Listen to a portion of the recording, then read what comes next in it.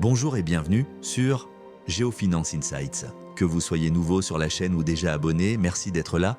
Nous allons analyser ensemble les grands enjeux économiques et géopolitiques qui façonnent le monde actuel. Je vous souhaite un très bon visionnage. L'argent métal comme signal de fin de cycle, fin 2025, la hausse de l'argent métal n'est plus un simple phénomène de marché. Elle s'inscrit dans un contexte où les repères économiques traditionnels se fragilisent. Dettes publiques élevées, politique monétaire contrainte, transition énergétique coûteuse et fragmentation géopolitique croissante. Contrairement à d'autres actifs, l'argent métal occupe une position singulière. Il se situe à la frontière entre économie réelle et système financier, ce qui en fait un excellent révélateur des tensions actuelles. Analyser l'envolée de l'argent en 2025, ce n'est donc pas chercher une opportunité spéculative, c'est prendre le pouls du système économique mondial. L'argent métal, un actif à part dans l'histoire monétaire. L'argent a longtemps été un pilier des systèmes monétaires. Pendant des siècles, il a circulé comme monnaie à part entière avant d'être progressivement marginalisé au profit des monnaies fiduciaires modernes. Cette histoire explique une chose essentielle. L'argent n'est pas perçu comme une simple matière première. Il conserve une dimension monétaire latente qui réapparaît lorsque la confiance dans les systèmes financiers se détériore. Fin 2025, cette mémoire monétaire de l'argent retrouve une résonance particulière. La double nature de l'argent en 2025, l'argent possède une caractéristique unique. Il est à la fois métal monétaire et métal industriel stratégique. Contrairement à l'or, dont l'usage est majoritairement financier et symbolique, l'argent est profondément intégré à l'économie productive. Cela signifie que son prix est influencé par deux forces simultanées, la conjoncture financière, la dynamique industrielle mondiale.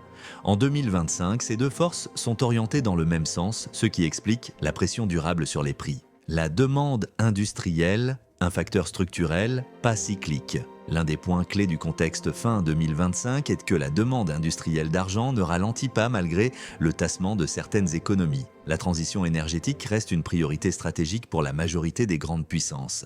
Même lorsque la croissance ralentit, les investissements dans le solaire, les réseaux électriques, l'électrification, les infrastructures numériques se poursuivent, car ils relèvent de l'aide de choix politiques de long terme. L'argent est indispensable dans les cellules photovoltaïques avancées, l'électronique de puissance, les centres de données, certaines technologies médicales. Il n'existe pas de substitut simple, efficace et économiquement viable à grande échelle. En 2025, la demande d'argent est donc structurelle et rigide, pas opportuniste. Une offre structurellement contrainte.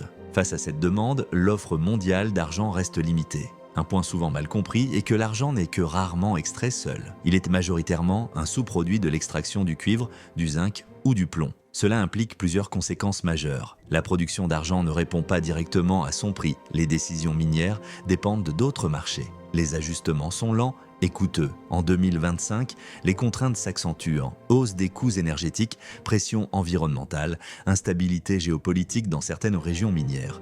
Résultat, une offre incapable de suivre rapidement la demande. Le retour de l'argent comme actif financier en 2025.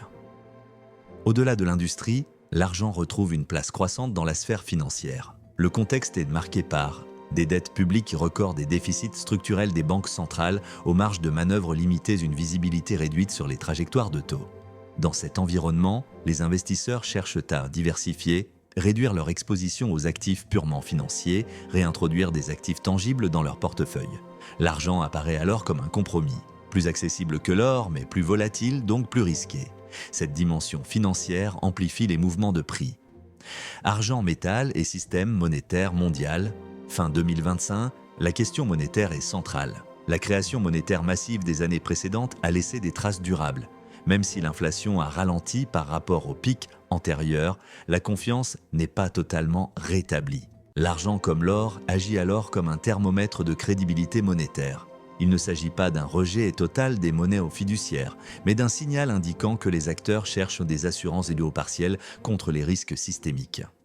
Les conséquences pour les marchés financiers, la hausse de l'argent métal a plusieurs implications concrètes. Premièrement, elle modifie la structure des coûts pour les industries technologiques et énergétiques, ce qui peut entretenir des pressions inflationnistes de second tour. Deuxièmement, elle influence les stratégies de couverture des investisseurs institutionnels. Troisièmement, elle renforce la corrélation entre matières premières, politique monétaire et géopolitique, rendant les marchés plus sensibles aux chocs exogènes. L'argent devient ainsi un indicateur avancé du stress financier. Volatilité et risque, ce que l'argent n'est pas. Il est essentiel de rester lucide.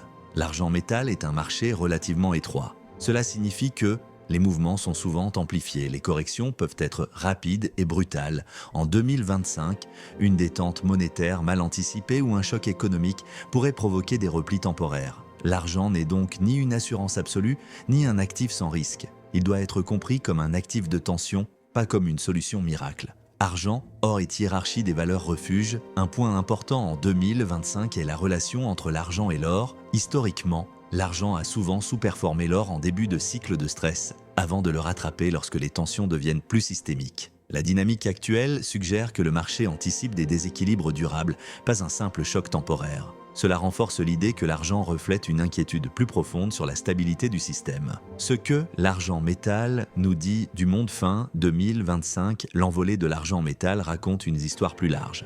Elle révèle la difficulté à financer durablement les transitions en cours, les limites des politiques d'ordre monétaire, la fragilité des équilibres financiers mondiaux, la montée des logiques de processeurs de protection et l'homme de souveraineté.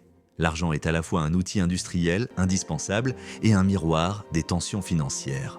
Conclusion, l'argent métal comme baromètre systémique. Fin 2025, la hausse de l'argent métal n'est ni accidentelle ni irrationnelle. Elle traduit un monde confronté à des contraintes multiples, énergétiques, financières, géopolitiques, monétaires. Comprendre l'argent métal aujourd'hui, ce n'est pas chercher une prévision de prix. C'est analyser l'état réel du système économique mondial et les compromis auxquels il est confronté. L'argent n'est pas la cause de ces tensions. Il en est le révélateur. Merci d'avoir pris le temps de regarder cette vidéo. Si vous appréciez ce type d'analyse, n'hésitez pas à vous abonner et à partager votre point de vue en commentaire. À très bientôt sur Géofinance Insights.